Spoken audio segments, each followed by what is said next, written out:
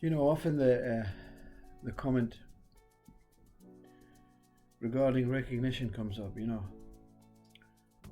How come not many views? And of course, that's just another what you would call mental constructed aspect for the speaker to deal with. How do you deal with that? That comment. You don't get enough recognition, you see, when you're in the room alone. And part of life, I would say, the majority of life is spent alone, in solitude. Alone doesn't mean all the time being in a room or a place with no other human forms around you. Alone means within, very close to yourself.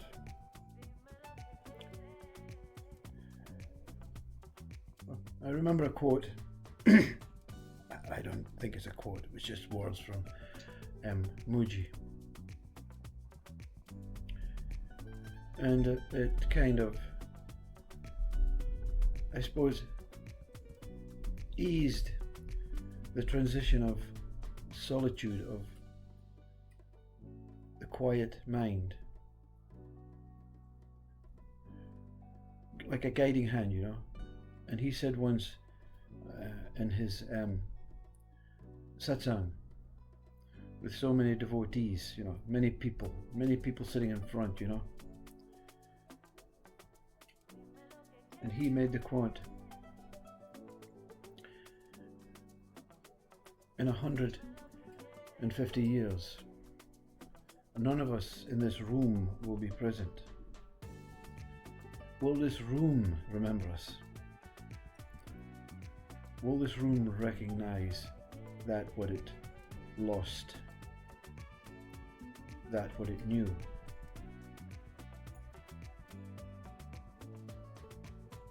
So what does alone mean? What does recognition mean? What recognizes what?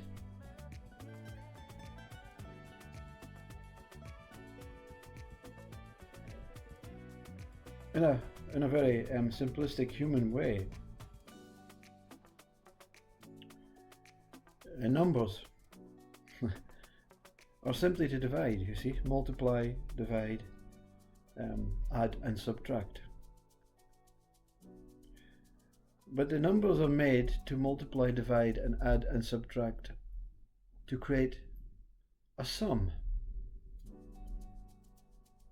But that's not true. The sum is first. The sum is the question.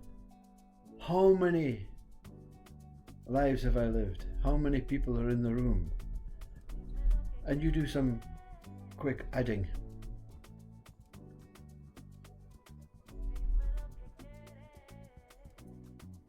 If I require 4 times the amount of people to be in this room, I will need to add up the amount of people in the room and multiply by 4 to get that required answer to the sum.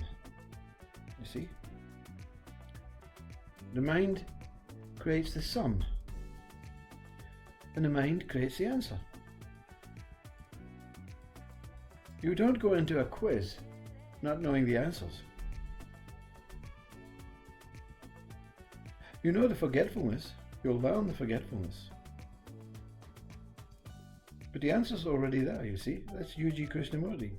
The answers come before the question. You don't ask a question that you don't know the answer. The ego.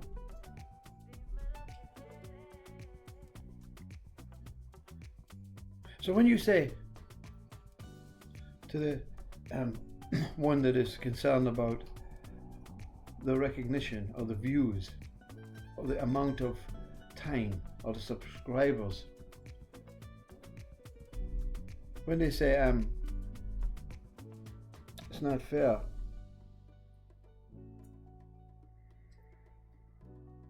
the mind says, so what is the required amount? What is the fair amount? You see? What is the amount that makes it okay? What in your mind is the number that satisfies you? You see?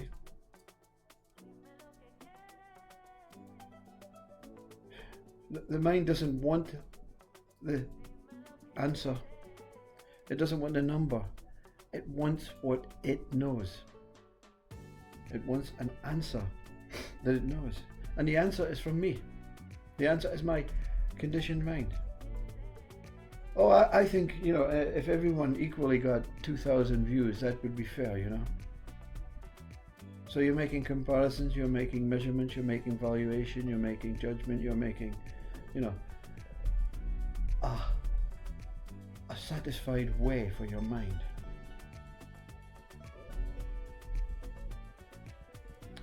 And from the one who is not concerned or really understands or knows about multiplication, division, addition, subtraction, although the educational school mind can still strum up some sort of answer, some sort of way, some sort of method to satisfy the sum, doesn't understand that, you see. So when you say what is a satisfied amount of views, or a satisfied amount of years you would like this body to live in, you say not compute, There is only one view. There's only one channel.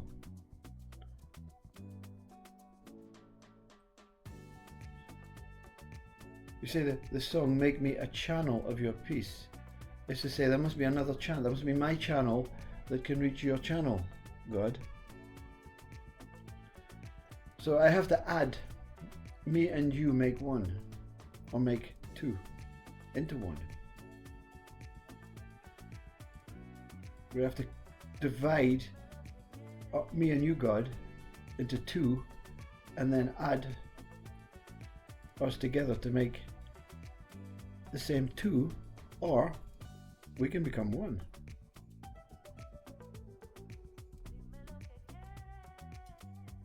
You see, life is not about the numbers alone. It's not about the words alone. It is about the controversial. It is about meeting someone that shakes your, puts a shiver up your spine and says, this one doesn't even have to speak. This one doesn't have to give me a number. This one doesn't even have to open its eyes. This one doesn't even have to recognize me to make me feel satisfied.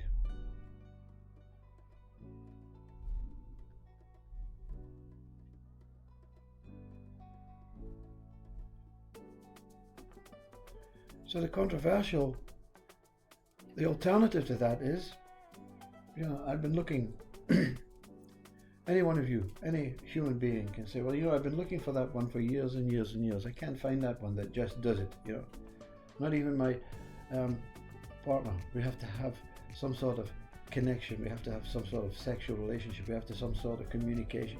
No, so where is the one that actually I don't have to do a single thing? Even have to think about it, even have to know it, to feel close to it, to feel one with it.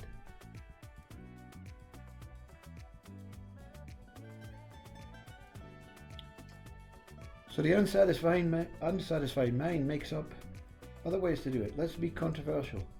Let's be funny. Let's be informative. Let's be modern. Let's be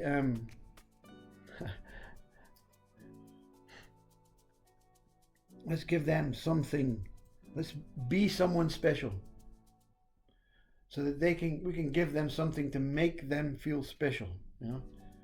So the mind is not bad in that way. It's not bad in that way. It's trying to patch up what it's broken down. But why patch it up, you see? Why break it down in the first place? You see, when you understand, or whatever you are actually experiences this moment. This moment's numerical value, what is it? It says 1 moment. So you say the numerical value is 1. 1 whole infinite numerical 1 moment. That's all that takes place. 1 pulse beat, as Yuji Krishnamurti says.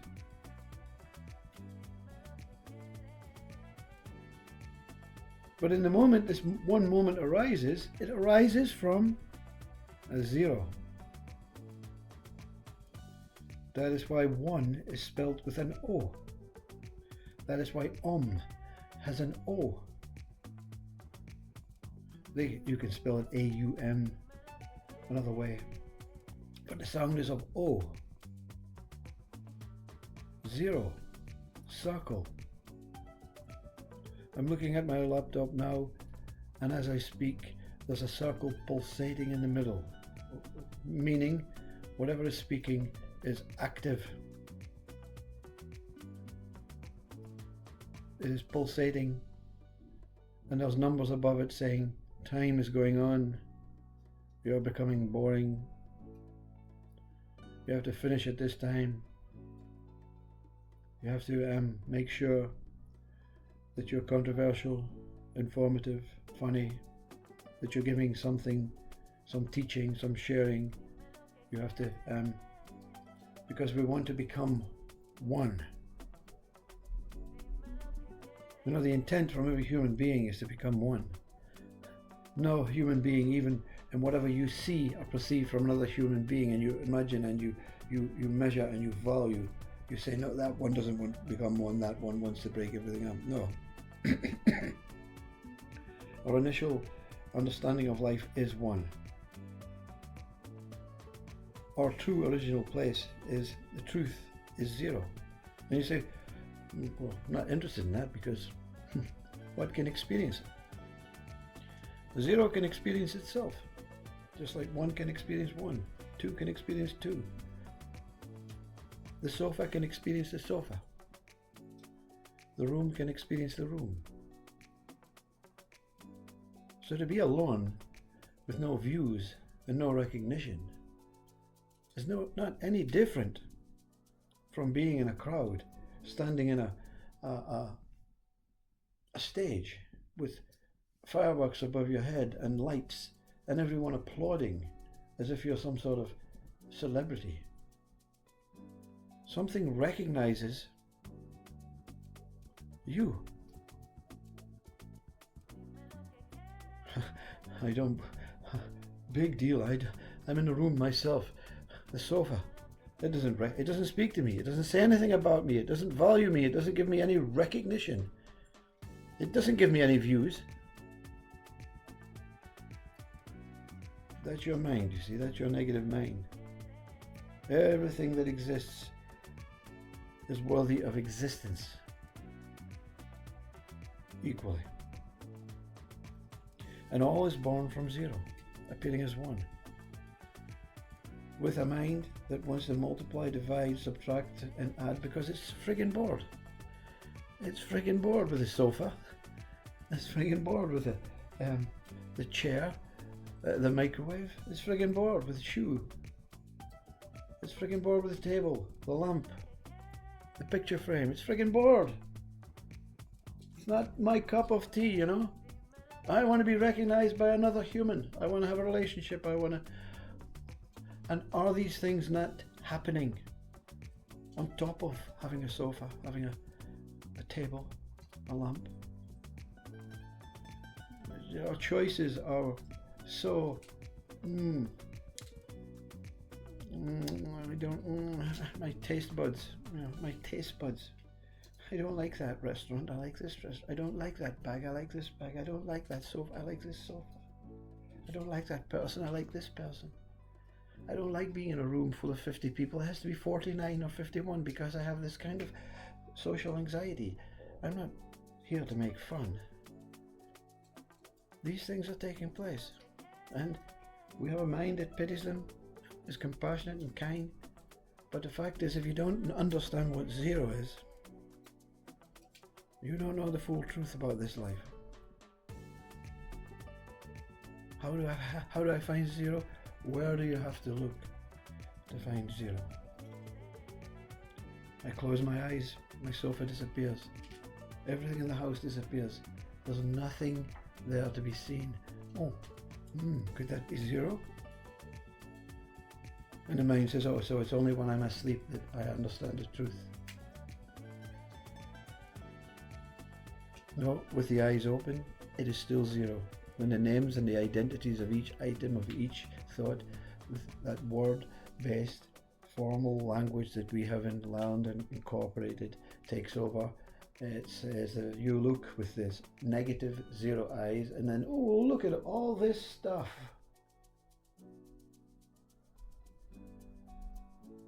I'm in a room full of stuff. But it's just stuff, you know. I don't recognize it. It doesn't recognize me. I want to go outside in the world for someone to recognize me. I want to go on that stage. Your home is your stage. Your body is your stage. Your whole story, that one infinite story, is ongoing. But you're looking at it from the place of zero. I call it the stateless state. Many have called it the placeless place, the pointless point.